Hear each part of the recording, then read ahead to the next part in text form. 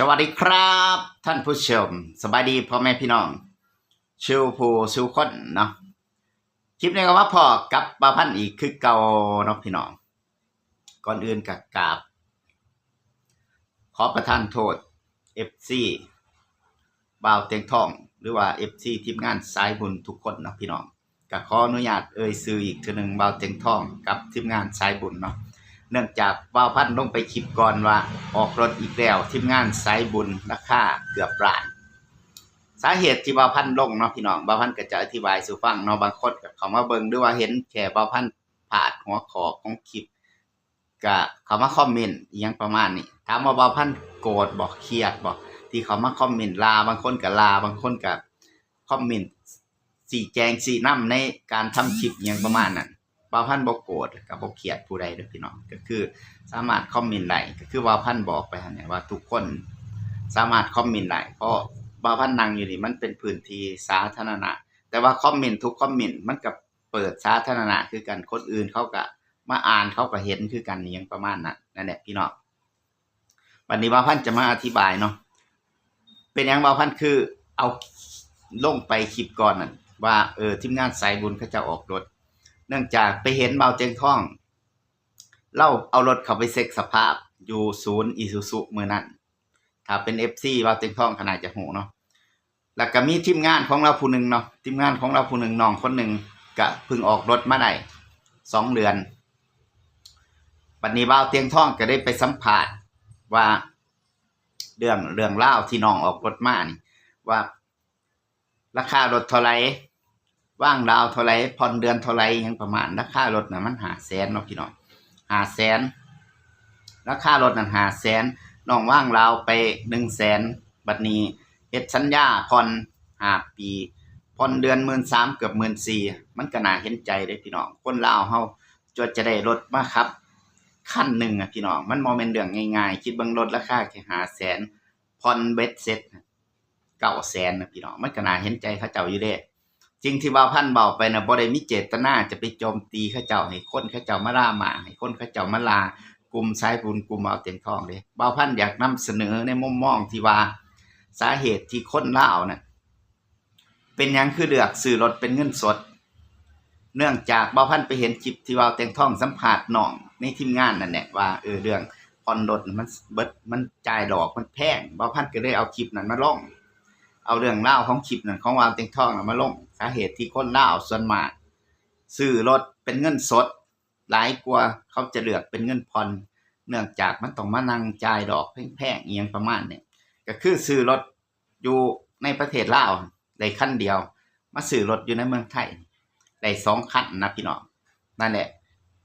ที่คนลาวส่วนใหญ่เขาเจ้าเลือกที่จะซื้อเป็นเงินสดกันนะเขาเจ้าบ่ค่อยผ่อนกันนะนั่นแหละพี่น้องที่มันมีคนบางคนคนลาวบางคนนี่ก็ต้องยอมรับเนาะว่าที่มักขิงใส่คนไทยมักเว้าอวดอีหยังประมาณว่าคนลาวเขารวยคนลาวมีเงินเขาซื้อรถเขาสิซื้อเป็นซื้อแต่เงินสดเขาบ่มักผ่อนอีหยังประมาณนี้บ่มักเป็นหนี้เป็นสินมันบ่แม่นแนวนั้นทั้งเบิดเด้พี่น้องบางส่วนมันก็แม่นบางส่วนก็บ่แม่นมันมีเหตุมีผลของมันนั่นก็คือบางคนเขาเจ้าก็ดีกเลี่ยงเพื่อบ่อยากเสียดอกเบี้ยหลายๆอีหยังประมาณนั้นนั่นแหละพี่น้องสาเหตุที่บ่าวพันธุ์เฮ็ดคลิปนั้นลงไปก็คือจะมาเล่าเรื่องราวที่คนลาวเฮานี่เลือกซื้อรถเงินสดอีหยังประมาณเพราะว่าบ่าวพันธุ์ไปเห็นคลิปของบ่าวเตียงทองเพิ่นลงสัมภาษณ์น้องก็คือน่าเห็นใจก็คือในนั้นก็มีบ่าวพันธุ์นี่ผู้หนึ่งก็คือเลือกที่จะซื้อเป็นเงินผ่อนเฮาก็ต้องมานั่งรับภาระดอกเบี้ยที่มันสูงๆนะพี่น้องคิดเบิ่งติมันบ่แม่นว่าการที่ว่าจะมีรถจักคันมันสิเป็นเรื่องง่ายๆได้อยู่ในประเทศลาวมันเป็นเรื่องยากคันเฮาบ่อยากจ่ายดอกเฮาก็ต้องอดมื้อกินมื้อก็ต้องอดเจ็บอดอิหยังทำงานทำการ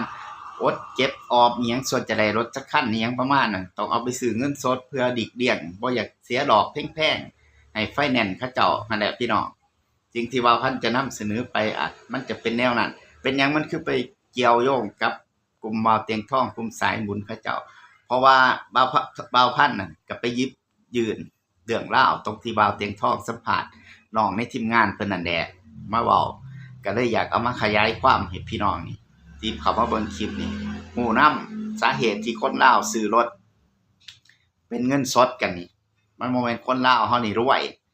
เพราะว่าคนลาวเฮานี่เดียกเดี้ยงบ่อยากจ่ายดอกเบี้ยที่มันแพงๆที่มันสูงๆอีหยังประมาณนี้แหละก็ฟังคลิปบ่าวพันธุ์ดีๆก็จะเข้าใจเนาะบ่าวพันธุ์บ่เคยเว้าไปโจมตีทีมงานสายบุญเขาเจ้าเด้บ่าวพันธุ์มีแต่ยินดีกับเขาเจ้า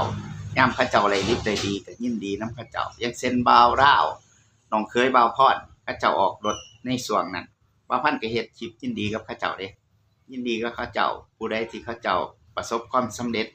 เฮ็ดช่อง YouTube เขามีเงินมีทองไปซื้อรถซื้อราใส่ในครอบครัวใส่รับใส่สังคมที่เขาเจ้าอยากเฮ็ดอีหยังประมาณเฮาบ่เคยไปเฮ็ดคลิปโจมตีเขาเจ้าเด้ถามมามีคนเข้ามาคอมเมนต์ต่อว่าเว้าให้บ่าวพันธุ์เครียดบ่บ่าวพันธุ์บ่เครียดเด้บ่เครียดแล้วก็บ่ได้สั่งบัดนี้เป็นหยังคือเฮ็ดคลิปอธิบายคือเฮ็ดคลิปชี้แจงซ่าแท้ก็คือบ่าวพันธุ์นี่เฮ็ดงานเนาะบ่าวพันธุ์นี่เฮ็ดงานเป็นหลักบ่แม่นเฮามานั่งเฮ็ดคลิปเป็นอาชีพอิหยังประมาณนี้ขนาดคอมเมนต์บ่าวพันธุ์ยังบ่ค่อยมีเวลาตอบเลยเฮาต้องเฮ็ดงานเป็นหลักอยู่แล้ว YouTube นี่บ่าวพันธุ์เฮ็ดยามว่างก็เฮ็ดยามบ่ว่าง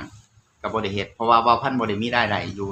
ทางช่อง YouTube อยู่แล้วก็คือโฆษณาเข้ามันก็ได้เงินเล็กๆน้อยๆสะสมไปในบัญชีอิหยังเรื่อยๆอิหยังประมาณเฮาก็บ่ทันได้เงินเดือนกินเด้พี่น้องบ่าวพันธุ์ก็ได้เฮ็ดงานเป็นหลักก็ได้เวลาตอบคอมเมนต์ก็ช้าเวลามีปัญหาดราม่าขึ้นมาในช่องอิหยังคนพี่น้องเข้ามาคอมเมนต์หรืออิหยังบ่าวพันธุ์จังซี่บ่าวพันธุ์ก็เฮ็ดคลิปอธิบายช้าอิหยังประมาณนั่นแหละพี่น้องก็คือโดยรวมแล้วก็คือเฮาก็หวังดีกับเขาเจ้าเนี่ยทีมงานสายบุญน่ะเฮาบ่เคยเฮ็ดคลิปไปพาดพิงซุมเขาเจ้าในทางเสียหายๆบ่าวเตียงทองก็ฮู้เนาะเพราะว่าเตียงทองนี่เพิ่นก็เข้ามาเบิ่งคลิปบ่าวพันธุ์คือกันเพราะว่าหยังเพิ่นก็เข้ามากดหัวใจให้บ่าวพันธุ์เพิ่นเข้ามาอันนี้เบิ่งเพิ่นก็เข้ามากดเพื่อให้เฮาฮู้ว่าเพิ่นมาเบิ่งอยู่บ่าวพันธุ์ก็ฮู้เนาะ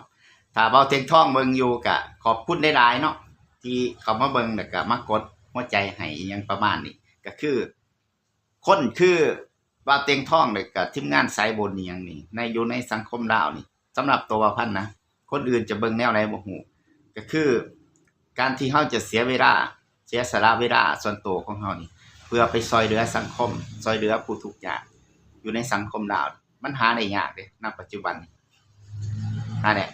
อย่างเช่นบ่าวเตียงทองนี่บ่าวพันธุ์ก็เคยเว้าอยู่ตลอดเนาะก็ขออนุญาตที่เอ่ยชื่ออยู่เรื่อยๆเนาะเพิ่นก็เฮ็ดเพื่อคนที่เขาเจ้าเกิดมาแล้วบ่มีโอกาสอย่างเช่นที่น้องวันไส้หรือว่าหลายๆเคสหลายๆกรณี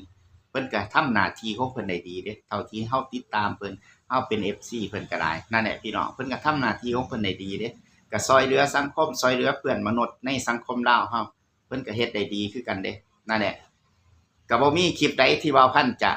เฮ็ดลงไปแล้วไปโจมตีเขาเจ้าให้เขาเจ้าเสียหายๆเฮาก็เบิ่งดีๆเนาะพี่น้องคลิปบ่าวพันธุ์เฮ็ดลงไปคลิปก่อนก็แค่เท่าใด6นาทีกว่าๆแหมพี่น้องมันก็บ่แม่นคลิปยาวแหมก็บ่พากันเบิ่งให้มันจบบ่หรือว่าจังไดก็คือบางคนก็ว่าขึ้นหัวข้ออีกอย่างก็เว้าไปอีกอย่างมันแม่นอยู่พี่น้องมันแต่ว่าพันอยากอธิบายในเรื่องที่คนลาวผ่อนรถมากกว่าซื้อเงินสดกับผ่อนรถมากกว่าอันแหละพี่น้องสิ่งที่มันอันน่ะ